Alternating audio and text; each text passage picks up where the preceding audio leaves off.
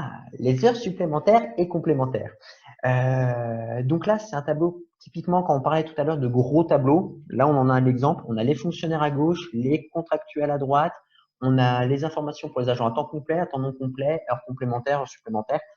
Donc, une petite incohérence qu'on a pu noter, c'est qu'en fait, parfois, il y avait sur des lignes, on renseignait des heures supplémentaires, mais sur la même ligne, il n'y avait pas d'heures complémentaires. Mais ça, pour des agents à temps non complet. Et c'est là où ça pose problème, parce qu'un agent à temps non complet qui fait des heures supplémentaires, c'est qu'a priori, il a dû faire des heures complémentaires avant. Alors, ce qui peut se passer parfois, c'est qu'en fait, on veut mettre l'information, on veut renseigner des heures complémentaires, et en fait, on met ça plutôt sur la colonne des heures supplémentaires. C'est un petit truc qu'il faut faire attention.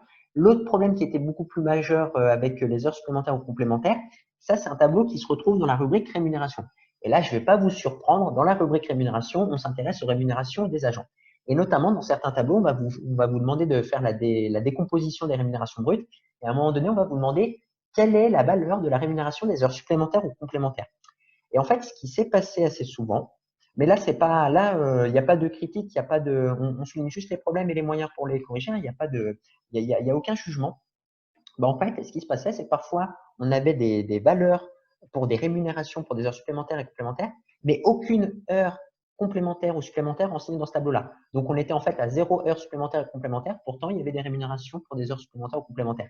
À l'inverse, parfois, on pouvait voir qu'il y avait au total 100 heures d'heures supplémentaires complémentaires dans la collectivité, et puis pas de rémunération d'heures. Ou encore, un truc un peu plus pervers, c'est que parfois, c'était la valeur de la rémunération qui ne correspondait pas au nombre d'heures effectuées. Typiquement, parfois, alors ça, c'est parfois ce qui est arrivé, ce qui est pénible, et c'est pas du tout votre faute, c'est pour les collectivités qui passent par leur logiciel de paye ou RH pour faire le RSU. Parfois, ce qu'ils font, ces logiciels, on ne comprend pas pourquoi, ils vous disent, il y a 3000 heures qui ont été effectuées, rémunération 3000 euros. Donc, ça vient à 1 euro l'heure supplémentaire. Alors, soit vous avez des agents qui font preuve d'un altruisme ultra important, mais bon, là, on sait qu'on est dans une situation impossible. Donc, en fait, il y a une erreur. Et donc, après, c'est difficile de savoir est-ce que c'est le 3000 heures qui est juste et en fait, il faut changer les rémunérations ou inversement. Donc là, on est typiquement sur une situation extrêmement délicate à corriger. Et là, clairement, ça, on le faisait en général avec les collectivités parce que encore une fois, c'est plusieurs tableaux qu'il faut parfois corriger en même temps. Nous, c'est vrai qu'à force de voir ce genre d'incohérence, on a le coup d'œil. Donc, c'est plus facile pour nous d'aller remplir rapidement le tableau. Donc, ce qu'on fait en général, c'est la collectivité, elle a les informations, on remplit et ça se passe plutôt bien. Et c'est vrai que de faire un truc à deux, c'est toujours plus sympathique.